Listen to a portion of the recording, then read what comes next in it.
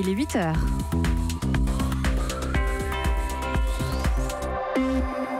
Votre matinale info, c'est jusqu'à 9h avec Nikos Aliagas. Le journal, David Doucan. Bonjour David. Bonjour Nikos, bonjour à tous. 3 titres à la une. Vous avez peut-être comme moi en tête ce matin la phrase célèbre de Jacques Chirac. Les emmerdes, cela vole toujours en escadrille. Emmanuel Macron peut en témoigner aujourd'hui. Rentrée politique torpillée, contexte économique morose et bientôt peut-être le retour des grèves et des manifs. Mécontentement aussi dans le monde paysan, le mal-être des paysans, le mal-être des agriculteurs qui vont devoir payer plus de charges. Le principal syndicat, la FNSEA, promet la foudre pour faire reculer le gouvernement. Et puis, aujourd'hui, on dit au revoir à la reine de la Soul. Les obsèques d'Aretha Franklin à Détroit, aux États-Unis. Le programme de la cérémonie est à la hauteur de la légende. Vous verrez. Europe 1. Une rentrée politique cauchemardesque et peut-être bientôt un automne social chaotique. Les syndicats appellent à une journée de mobilisation le 9 octobre contre la politique sociale du gouvernement. Menace de grève à la SNCF et chez Air France. Et ce n'est pas tout. La colère gronde aussi chez les agriculteurs. C'est une ligne dans le projet de budget 2019 qui déclenche la fureur de la FNSEA. Le gouvernement veut supprimer une exonération de charges sur les travailleurs saisonniers. Cela va leur coûter très cher. Les agriculteurs sont déterminés à faire capoter le projet par tous les moyens. Écoutez l'enquête de François Geffrier du service économie d'Europe 1. Saint-Fortunat-sur-Eyrieux, le paysage vallonné de l'Ardèche, c'est là que poussent les tomates sous serre de Claire Merlan. Elle ne voit pas comment elle pourrait affronter une telle hausse de charge. 200 € de plus par salarié par mois sur 20 salariés saisonniers, ça fait 4 000 €. Ça veut dire qu'il faut que je produise et que je vende 4 tonnes de tomates en plus par mois. C'est pas possible. Ça fait pas loin de 40 000 € à l'année et c'est de la trésorerie que j'ai pas. Pour les producteurs d'asperges, de fraises, de radis, toute augmentation de charge se ressent directement, confirme Jacques Rouchaussé, président des producteurs de légumes. Le prix du fruit ou du légume, entre 40 et 70%, c'est de la main-d'œuvre. Donc si on augmente la charge au point de vue de la main-d'œuvre, automatiquement, le prix devrait être payé plus cher. Des dizaines d'exploitations pourraient faire faillite, selon Christiane Lambert, la présidente de la FNSEA, qui met aussi en avant l'argument de l'emploi dans les territoires ruraux. Très souvent, ces emplois saisonniers vont bien pour des étudiants, vont bien pour bon nombre de salariés précaires. C'est une vraie catastrophe dans des zones où l'emploi n'est pas fréquent. Le syndicat voudrait faire venir les députés dans les champs pour qu'ils réalisent le risque de casse sociale. François Geffrier du service économie d'Europe 1. À 8h15, l'invité politique d'Audrey Crespo-Mara, Europe 1, reçoit le ministre de l'Agriculture, Stéphane Travert. On va écouter ses explications sur ce sujet avec évidemment beaucoup d'intérêt. Europe 1, il est 8h03. Ce n'est plus une rentrée politique pour Emmanuel Macron, c'est un chemin de croix. Après la déflagration Hulot, après la polémique Astérix, voici le retour des couacs au sommet de l'État. D'un côté, Gérald Darmanin qui explique sur tous les tons que tout est prêt. Le prélèvement à la source entrera en vigueur dès le mois de janvier. Et de l'autre, son patron, le président de la République, qui ne dit pas du tout la même chose. Il veut d'abord des précisions avant de décider si oui ou non la réforme doit être reportée. Et alors hier, tout cela a pris une tournure surréaliste. Anne-Laure Jumet, bonjour. Bonjour. Tout d'un coup, l'administration fiscale, traditionnellement tenue par un devoir de réserve, a répondu directement au chef de l'État sur les réseaux sociaux. Oui, et en langage très peu diplomatique, avec ce tweet, nous sommes confiants sur le fait que toutes les réponses à ces questions lui seront apportées et que le calendrier sera tenu. #Gaulois pas réfractaire. Un proche du chef de l'État s'étrangle et ironise. C'était sans doute une erreur de boîte d'envoi. Ce message, qui a ensuite été supprimé, montre bien en tout cas l'incompréhension du côté de Bercy, car tout est prêt techniquement. C'est ce que répète sur tous les tons le ministre des Comptes publics Gérald Darmanin. L'explication ne peut donc être que politique, dit-on chez les députés En Marche de la Commission des Finances, puisqu'avec le prélèvement à la source, le salaire va baisser sur la fiche de paye et les Français pourraient y voir un nouveau coup porté au pouvoir d'achat. À l'Élysée, on assure juste mettre la pression sur tout le monde pour éviter les bugs. À Matignon, on le dit, on n'a pas une confiance aveugle en l'administration. Gérald Darmanin a rendez-vous la semaine prochaine avec Emmanuel Macron et Édouard Philippe pour convaincre. Et à propos du prélèvement à la source, Anne-Laure, le problème c'est que tout d'un coup le salaire net va être amputé. Est-ce qu'il n'y a pas dans les entreprises des idées pour accompagner cette nouvelle vision de sa fiche de paye, ce choc psychologique? Eh bien si, gonfler le salaire mensuel. Comment? Pas en augmentant les salaires, mais en lissant le 13e mois sur les 12 autres mois de l'année. C'est ce que va faire BNP Paribas, de quoi inspirer peut-être d'autres entreprises. Anne-Laure Jumet du service économie d'Europe 1. Et patatras, Nikos, un sondage BVA diffusé aujourd'hui, popularité en chute libre pour Emmanuel Macron et Édouard Philippe. Ils perdent tous les deux 5% d'opinion favorable. Nicolas Hulot, lui, après son départ, conforte son statut de personnalité préférée des Français. Il gagne 3 points. Europe 1, 8h05. Le monument du cinéma français, Gérard Depardieu, visé par une enquête pour viol et agression sexuelle. Oui, on l'a appris hier soir. Une jeune comédienne a porté plainte. Elle affirme avoir été abusée sexuellement à 2 reprises par l'acteur dans le courant du mois d'août. Selon son avocat, Gérard Depardieu conteste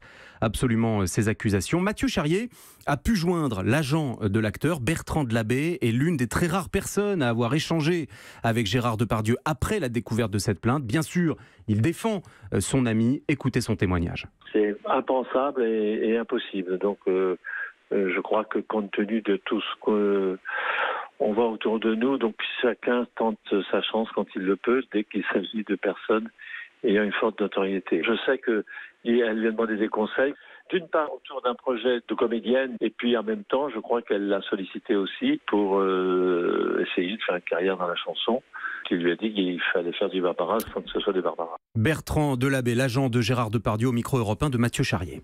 Un homme a été tué hier sur l'autoroute A9 dans le Gard. Un individu qui était recherché. Il a tenté de forcer un contrôle routier. Un gendarme a ouvert le feu sur sa voiture. L'homme a été gravement blessé et il est décédé 1 heure plus tard. La suite du journal, David Doucan, les enfants auront-ils du numérique partout à l'école dès l'année prochaine ? Eh bien, c'est en tout cas ce que réclament les régions. Pour remplacer les livres, cela permet de faire des économies tout en allégeant les cartables de nos enfants. Il s'agit de manuels en ligne, projetés en classe par les professeurs et consultables à la maison sur ordinateur. Cela existe déjà dans le nord du pays, au collège d'Armentières par exemple. Reportage Lionel Gougelot. Le manuel scolaire numérisé, c'est bien plus que du texte et des images, c'est aussi du son et des vidéos, par exemple pour ce livre d'allemand.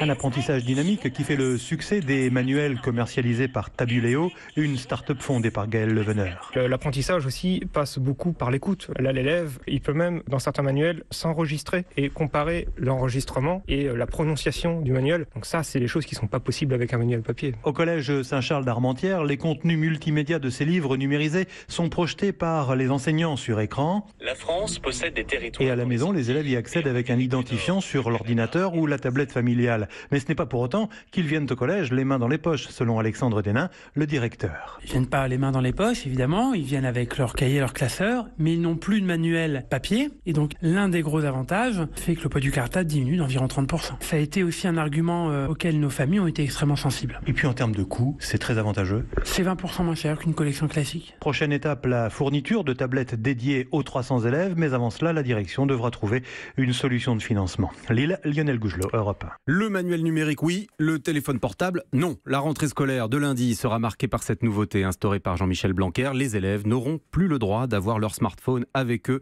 dans les collèges et les lycées.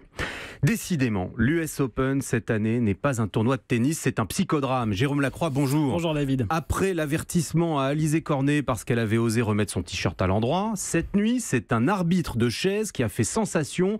Je vous laisse raconter cette scène. On est sur l'anonyme court 17. Herbert, le français, face à Kyrgios, l'Australien. Un Australien nerveux, qui joue mal, qui semble s'en ficher. Il perd 6-4, 3-0. Et lors d'une pause, entre en scène l'arbitre suédois Mohamed Layani. Il descend de sa chaise pour aller discuter avec Kyrgios, assis sur la sienne.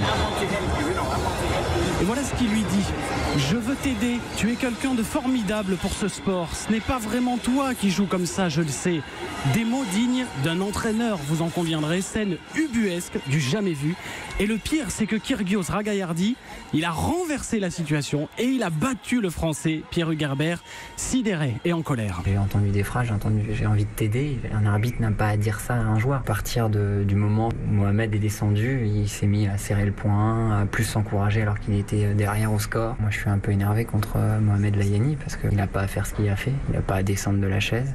C'est pas son rôle. Indignation partagée par les autres joueurs, dont l'immense Roger Federer. Pierre-Hugues Herbert ajoute qu'il attend des excuses et il a préféré manier l'humour, faisant mine de réclamer l'argent perdu avec la défaite.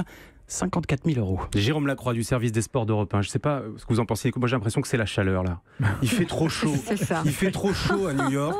Et tout le monde est un peu en train de perdre les pédales. C'est Jean-Michel Apathy, il dit c'est le réchauffement climatique. Le monde devient dingue, il l'a dit, il le dit depuis lundi. Les Girondins de Bordeaux se sont qualifiés pour la Ligue Europa. Ils ont battu en match de barrage les Belges de la Gantoise 2-0. Ils rejoignent ainsi Marseille et Rennes, déjà qualifiés pour cette compétition. Et puis 6 heures de cérémonie, un discours de Bill Clinton, une chanson interprétée par Stevie Wonder. L'Amérique dit au revoir à Aretha Franklin.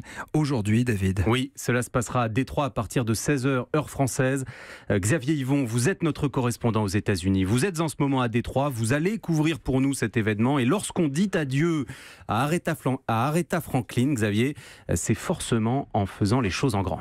Oui, ce seront des obsèques de reine dans une immense église de la ville avec une procession de plus d'une centaine de Cadillac roses. Stevie Wonder va chanter, Bill Clinton donnera un discours et dans l'assistance, il y aura des grands noms de la musique comme la chanteuse de jazz Didi Bridgewater qui s'attend à une cérémonie record. On m'a dit que ça peut durer 6 heures, peut-être 7 heures, on ne sait pas.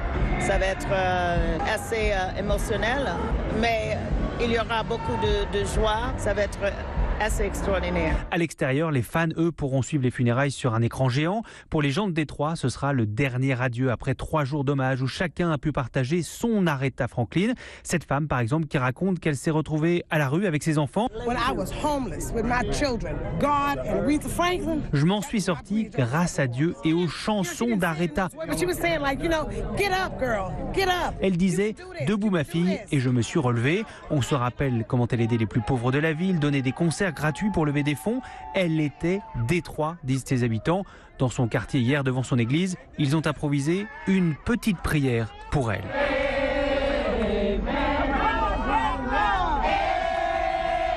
Détroit, Xavier Yvon, Europe 1.